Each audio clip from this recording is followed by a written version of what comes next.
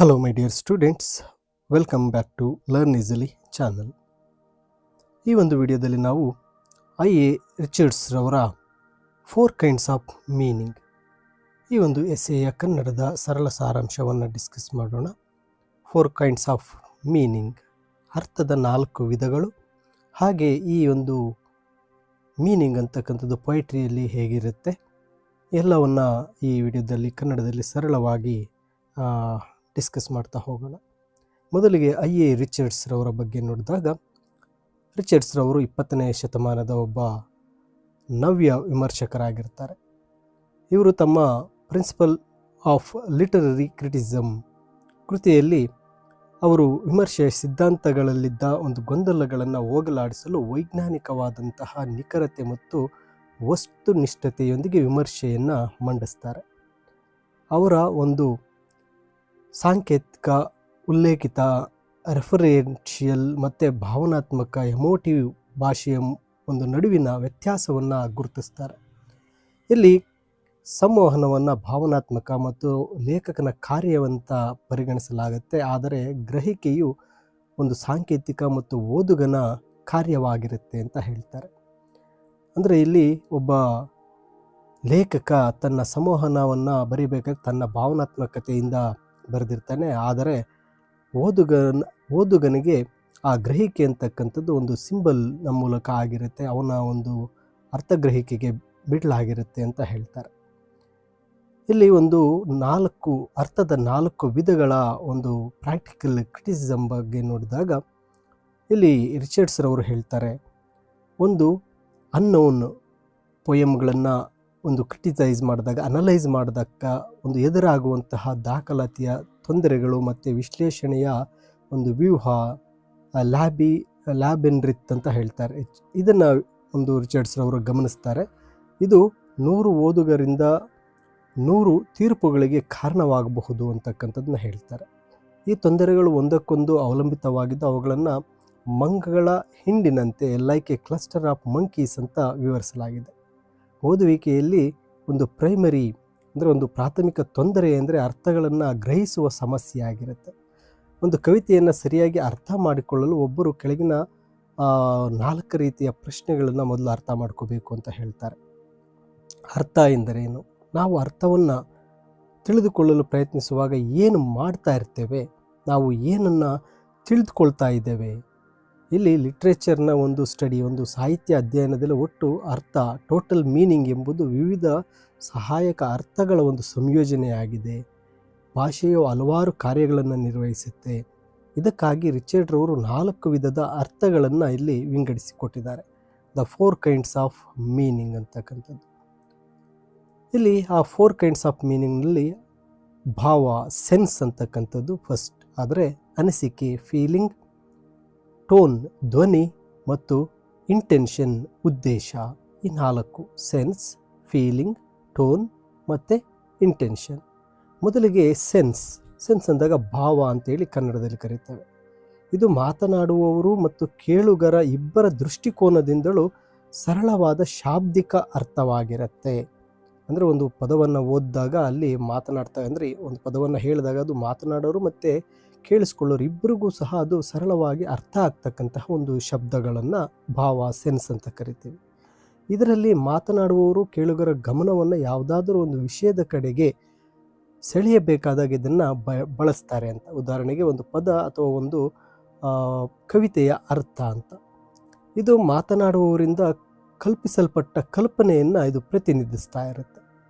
ಇಲ್ಲಿ ಭಾವ, ಸೆನ್ಸ್ ಅಂದಾಗ ಸರಳವಾದ ಒಂದು ಶಾಬ್ದಿಕ ಅರ್ಥ ಅಥವಾ ಮಾತನಾಡುವವರು ಕೇಳುಗರು ಗ್ರಹಿಸಬೇಕೆಂದು ಬಯಸುವ ಒಂದು ನಿರ್ದಿಷ್ಟ ಕಲ್ಪನೆಗೆ ನಾವು ಭಾವ ಅಂತ ಕರಿತೀವಿ.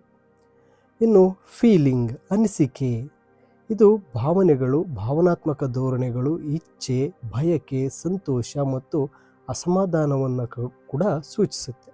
ಇದರಲ್ಲಿ ಹೇಳಲಾಗ್ತಾ ಇರ್ತಕ್ಕಂಥ ವಿಷಯದ ಬಗ್ಗೆ ಇರುವ ಧೋರಣೆ, ಒಂದು ವೈಯಕ್ತಿಕ ರುಚಿ ಅಥವಾ ಬಣ್ಣ ಸೇರಿರುತ್ತೆ. ಈ ಅನಿಸಿಕೆಗಳನ್ನು ತಮ್ಮ ಆಸಕ್ತಿಯ ಸೂಕ್ಷ್ಮ ವ್ಯತ್ಯಾಸಗಳನ್ನು, ಉದಾಹರಣೆಗೆ ಕೋಪ, ಸಹಾನುಭೂತಿಯನ್ನು ವ್ಯಕ್ತಪಡಿಸಲು ಪ್ರಜ್ಞಾಪೂರ್ವಕವಾಗಿ ಅಥವಾ ಅಪ್ರಜ್ಞಾಪೂರ್ವಕವಾಗಿ ಪದಗಳನ್ನು ಬಳಸಲಾಗುತ್ತೆ.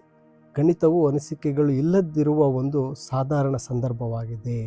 ಇಲ್ಲಿ ಅನಿಸಿಕೆ ಫೀಲಿಂಗ್ ಅಂದರೆ ಒಂದು ವಿಷಯದ ಬಗ್ಗೆ ಮಾತನಾಡುವವರ ಭಾವನಾತ್ಮಕ ಧೋರಣೆ, ಪೂರ್ವಾಗ್ರಹ ಅಥವಾ ವೈಯಕ್ತಿಕವಾದಂತಹ ಒಂದು ಬಣ್ಣ, ಇದು ಕೋಪ, ಸಹಾನುಭೂತಿ ಅಥವಾ ಸಂತೋಷದಂತಹ ಸೂಕ್ಷ್ಮ ಭಾವನೆಗಳನ್ನು ವ್ಯಕ್ತಪಡಿಸ್ತಕ್ಕಂಥದ್ದೇ ಅನಿಸಿಕೆ ಅಥವಾ ಫೀಲಿಂಗ್. ಇನ್ನು ಮೂರನೇ ಕೈಂಡ್ ಆಫ್ ಮೀನಿಂಗ್ ಬಂದಾಗ ಟೋನ್, ಧ್ವನಿ. ಇದು ಕೇಳುಗರ ಬಗ್ಗೆ ಮಾತನಾಡುವವರು ಹೊಂದಿರುವ ಧೋರಣೆಯನ್ನು ಸೂಚಿಸುತ್ತೆ. ಪದಗಳ ಆಯ್ಕೆ ಮತ್ತು ಜೋಡಣೆಯು ಕೇಳುಗರ ಅಂದರೆ ಆಡಿಯನ್ಸ್ನ ಒಂದು ಪ್ರಕಾರಕ್ಕೆ ಅನುಗುಣವಾಗಿರುತ್ತೆ. ಕೇಳುಗರೊಂದಿಗೆ ಸಂಬಂಧದ ಆಧಾರದ ಮೇಲೆ ಧ್ವನಿಯನ್ನು ಅಳವಡಿಸಿಕೊಳ್ಳಲಾಗುತ್ತೆ. ಆಡಂಬರದ, ಕಪಟ, ಅಹಂಕಾರಿ ಧೋರಣೆಗಳನ್ನು ಇದು ಬಹಿರಂಗಪಡಿಸಬಹುದು. ಇಲ್ಲಿ ಟೋನ್ ಅಂದಾಗ ಕೇಳುಗರ ಬಗ್ಗೆ ಮಾತನಾಡುವವರ ಧೋರಣೆ, ಪ್ರೇಕ್ಷಕರು ಮತ್ತು ಮಾತನಾಡುವವರ ಅಥವಾ ಕೇಳುಗರ ನಡುವಿನ ಸಂಬಂಧಕ್ಕೆ ಸರಿಹೊಂದುವಂತೆ ಪದಗಳನ್ನು ನಿರ್ದಿಷ್ಟವಾಗಿ ಅನುಸರಿಸಲಾಗುತ್ತೆ ಮತ್ತು ಜೋಡಿಸಲಾಗಿರುತ್ತೆ. ಇದನ್ನು ಧ್ವನಿ, ಟೋನ್ ಅಂತ ಕರಿತೀವಿ. ಇನ್ನು ಕೊನೆಯ ಒಂದು ಮೀನಿಂಗ್ ಅಂದಾಗ ಉದ್ದೇಶ, ಇಂಟೆನ್ಷನ್. ಇದು ಇಬ್ಬರು ಮಾತನಾಡುವ ಉದ್ದೇಶವನ್ನು ಸೂಚಿಸುತ್ತೆ. ಇದು ಭಾಷಣವನ್ನು ಮಾರ್ಪಡಿಸುತ್ತೆ. ಇದು ಪ್ರಜ್ಞಾಪೂರ್ವಕ ಅಥವಾ ಅಪ್ರಜ್ಞಾಪೂರ್ವಕವಾಗಿರಬಹುದು. ಅರ್ಥವನ್ನು ಗ್ರಹಿಸಲು ಉದ್ದೇಶವನ್ನು ಅರ್ಥ ಮಾಡಿಕೊಳ್ಳುವುದು ಅಗತ್ಯ. ಉದ್ದೇಶಗಳು ಉದಾಹರಣೆಗೆ ಮಾರಾಟದ ಉದ್ದೇಶ, ಪ್ರಚಾರದ ಉದ್ದೇಶ ಈಡೇರಿದೆ ಎಂಬುದರ ಮೇಲೆ ಯಶಸ್ಸನ್ನು ಇಲ್ಲಿ ಅಳೆಯಲಾಗುತ್ತೆ. ಉದ್ದೇಶವು ಲೇಖಕರ ಆಲೋಚನೆಗಳನ್ನು, ಸಂಗತಿಗಳನ್ನು ಅಥವಾ ಆಲೋಚನೆಗಳ ಬಗ್ಗೆ ಅವರ ಅನಿಸಿಕೆಗಳನ್ನು ಅಥವಾ ಕೇಳುಗರ ಬಗ್ಗೆ ಅವರ ಧೋರಣೆಯನ್ನು ವ್ಯಕ್ತಪಡಿಸುತ್ತೆ.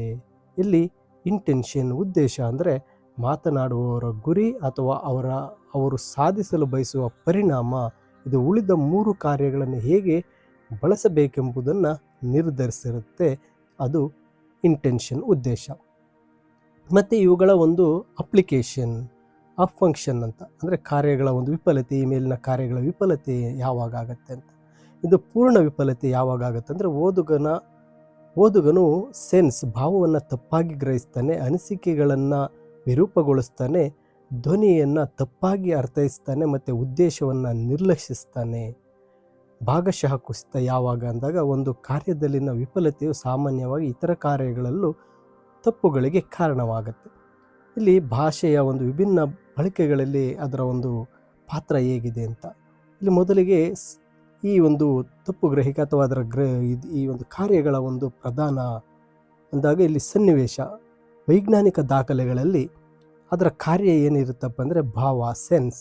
ಅದರ ಗುಣಲಕ್ಷಣಗಳು, ಅನಿಸಿಕೆಗಳು ಗೌಣವಾಗಿರ್ತವೆ. ಉದ್ದೇಶವು ಸ್ಪಷ್ಟವಾದ ಮತ್ತು ಸಮರ್ಪಕವಾದ ಹೇಳಿಕೆಯನ್ನು ನೀಡುವುದಾಗಿರುತ್ತದೆ ಈ ಒಂದು ವೈಜ್ಞಾನಿಕ ದಾಖಲೆ, ಸೈಂಟಿಫಿಕ್ ದಾಖಲೆಯಲ್ಲಿ. ಇನ್ನು ಜನಪ್ರಿಯ ವಿಜ್ಞಾನ ಪುಸ್ತಕ ಭಾವ ಮತ್ತು ಅನಿಸಿಕೆ ಎರಡು ಇರುತ್ತೆ. ಸೆನ್ಸ್ ಆ್ಯಂಡ್ ಫೀಲಿಂಗ್ ಇರುತ್ತೆ. ಸುಲಭವಾಗಿ ಅರ್ಥವಾಗುವಂತೆ ಮಾಡಲು ಭಾವವು ನಿಖರತೆಯನ್ನು ತ್ಯಾಗ ಮಾಡಬಹುದು. ಅನಿಸಿಕೆಗಳು ಓದುಗರ ಆಸಕ್ತಿಯನ್ನು ಕೆರಳಿಸ್ತಾ ಇರುತ್ತೆ. ಇನ್ನು ಟೋನ್ ಬಂದಾಗ ಧ್ವನಿಯು ಶೈಕ್ಷಣಿಕ ಸಂಪ್ರದಾಯಕ್ಕೆ ಅನುಗುಣವಾಗಿರುತ್ತೆ. ಇನ್ನು ರಾಜಕೀಯ ಭಾಷಣಗಳಲ್ಲಿ ಉದ್ದೇಶ, ಇಂಟೆನ್ಷನ್ ಇರುತ್ತೆ. ಅದು ಅನಿಸಿಕೆ ಮತ್ತು ಧ್ವನಿಯನ್ನು ಸಾಧನಗಳಾಗಿ ಬಳಸುತ್ತೆ. ಸತ್ಯಗಳು ಮತ್ತು ಪ್ರಾಮಾಣಿಕತೆಗೆ ಇಲ್ಲಿ ಅತ್ಯಂತ ಕಡಿಮೆ ಆದ್ಯತೆ ಇರುತ್ತೆ. ಇನ್ನು ಸಾಮಾಜಿಕ ಭಾಷೆಯ ಉದ್ದೇಶ ಅಂದಾಗ ಅನಿಸಿಕೆಗಳು ಮತ್ತು ಧ್ವನಿಯ ಭಾವದ ಮೂಲಕ ವ್ಯಕ್ತವಾಗುತ್ತೆ.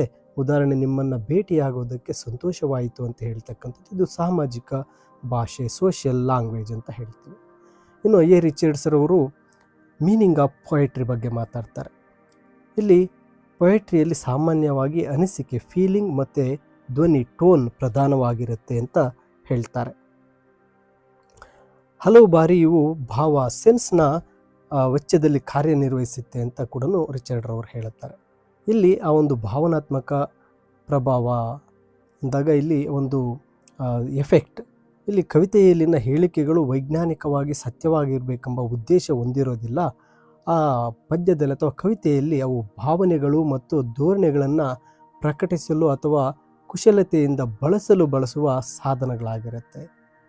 ಇಲ್ಲಿ ಡೇಂಜರ್ ಆಫ್ ಲಿಟರಲಿಸಮ್ ಅಂತ ಹೇಳ್ತಾರೆ. ಓದುಗರು ಹೆಚ್ಚಾಗಿ ಕವಿತೆಯ ಹೇಳಿಕೆಗಳನ್ನು ವಾಸ್ತವಿಕ ಸಿದ್ಧಾಂತಗಳೆಂದು ತಪ್ಪಾಗಿ ಭಾವಿಸ್ತಾರೆ. ಉದಾಹರಣೆಗೆ, ಸೌಂದರ್ಯವೇ ಸತ್ಯ ಎಂಬ ಸಾಲನ್ನು ಅಕ್ಷರಶಃ ತತ್ವಶಾಸ್ತ್ರದಂತೆ ಪರಿಗಣಿಸುವುದು ಇದು ಗೊಂದಲಕ್ಕೆ ಕಾರಣವಾಗುತ್ತೆ.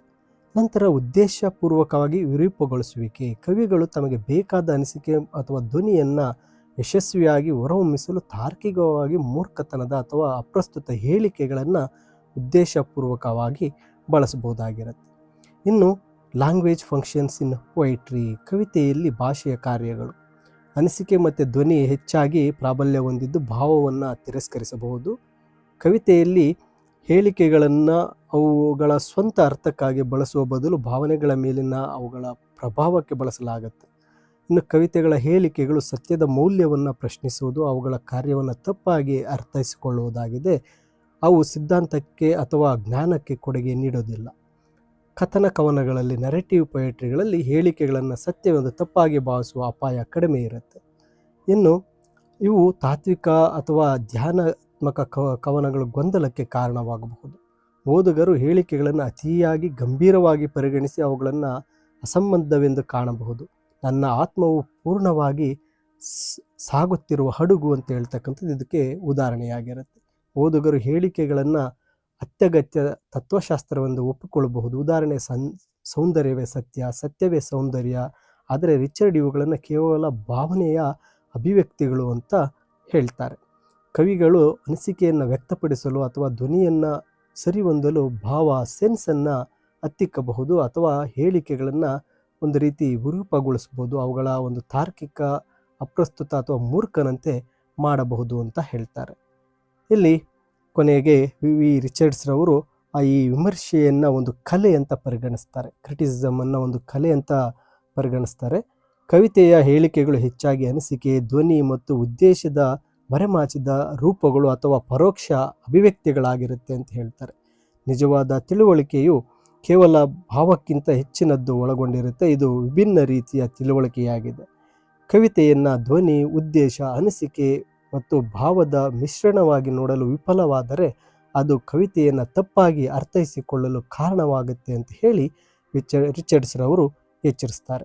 ಮೈ ಡಿಯರ್ ಸ್ಟೂಡೆಂಟ್ಸ್, ಇದು AI ರಿಚರ್ಡ್ಸ್ರವರ 4 kinds ಆಫ್ ಮೀನಿಂಗ್ನ ಕನ್ನಡದ ಸರಳ ಸಾರಾಂಶ. ಇಂಗ್ಲೀಷ್ ಸಮರಿಯ PDF ವಿಡಿಯೋದ ಡಿಸ್ಕ್ರಿಪ್ಷನ್ನಲ್ಲಿದೆ, ಡೌನ್ಲೋಡ್ ಮಾಡಿಕೊಳ್ಳಬಹುದಾಗಿರುತ್ತೆ. ಹೆಚ್ಚಿನ ವಿಡಿಯೋಗಳಿಗಾಗಿ ತಪ್ಪದೆ ಲರ್ನ್ ಈಸಿಲಿ ಚಾನಲ್ಗೆ ಸಬ್ಸ್ಕ್ರೈಬ್ ಮಾಡಿಕೊಳ್ಳಿ ಆ್ಯಂಡ್ ನಿಮ್ಮ ಸ್ನೇಹಿತರಿಗೂ ಸಹ ಶೇರ್ ಮಾಡಿ. Thank you for watching this video.